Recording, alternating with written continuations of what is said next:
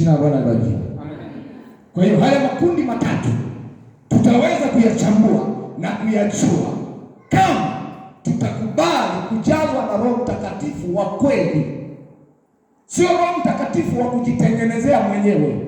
Roho Mtakatifu wa kweli ni nguvu ya Mungu, na hiyo nguvu ya Mungu inapokuja kwenye maisha ya mtu inabadilisha maisha.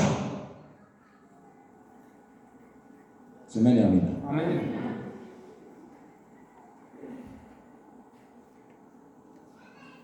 Dalili ya pili kwamba mtu amejazwa na Roho Mtakatifu, huwa na nguvu ya kuomba na kuombea wengine.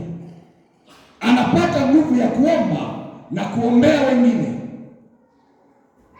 Nguvu ya kuomba inazalishwa ndani yako na Roho Mtakatifu. Ukiwa na Roho Mtakatifu utapata nguvu ya kuomba zaidi. Udhaifu wa kushindwa kuomba unatokana na vile tu kwa vile haujajazwa na Roho Mtakatifu. Lakini siku utakapojazwa na Roho Mtakatifu, maombi yako yatabadilika. Maombi yako yatakuwa na nguvu, yataweza kupenya katika anga, yataweza kuharibu nguvu za giza, yataweza kumfukuza shetani na kuachia maisha yako.